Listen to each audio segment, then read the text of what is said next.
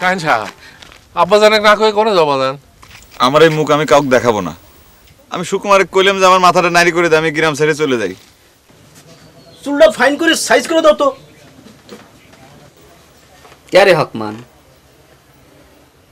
তুই না কাল সায়েন্সের দোকানের জিলিপি খায় বমি টমি করে সেরাবেলা করে ফেলাইলু, কিন্তু এখন তোর তো চেহারা দেখে করে জসিম জসিম মনে হচ্ছে, কোনো ভাবই বোঝা যাচ্ছে না। একটু বমি হলে কি হয়?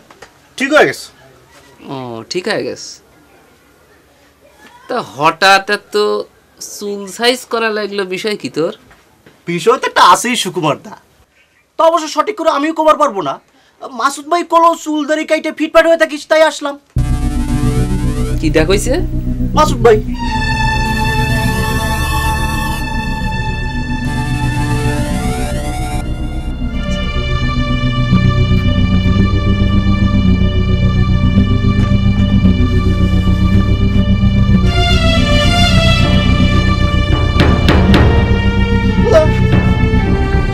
বাইলে কে? দাদা সাইজ করে দিল। দাদা বাইলে কে? সত্যি করে কত হকমান, সায়েন্সের দোকানের জিলিপি খায় তোর কি কিছু হয়েছিল? দাদা সত্যি কথা কইস কিন্তু।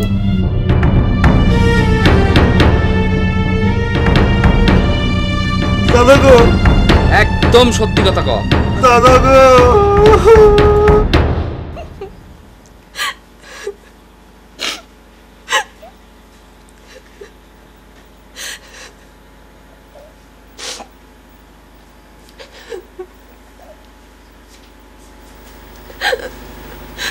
বুবু,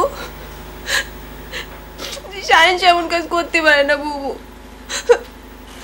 মাসুদ ভাই এমন করতেছে কিসের জন্য? আমি তোকে আর কি খবরে পারলাম, আমি নিজেও একটা ধাঁধার মধ্যে পড়ে গেলাম।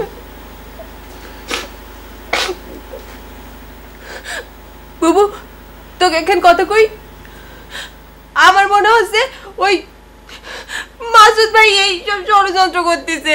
ফালতু কথা কইস রে, এখন শব্দ মাসুদের হচ্ছে তাই না? তুই একটু চিন্তা করে দেখ, মাসুদ ভাই কিসের জন্য হকমানের সাথে আমার বিয়ে ঠিক করেছে? আমি বুঝতেছি না সাইসা কিসের জন্য বুক টান করে এসে খাবার পারতেছে না। সেই জন্য দোষ নাই করে তাহলে গাছ ধরে পালাবি কে?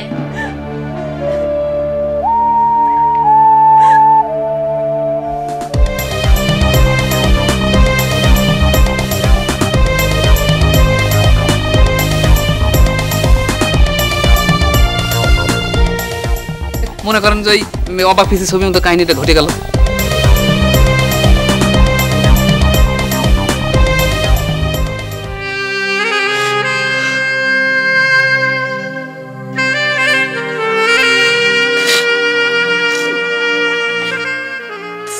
মাসুদ, তোমাকে নিয়ে আমি পান্নার সাথে এত ঝগড়া করি, আর এখন লজ্জা আমারই বিষ খাওয়ার ইচ্ছে করতেছে।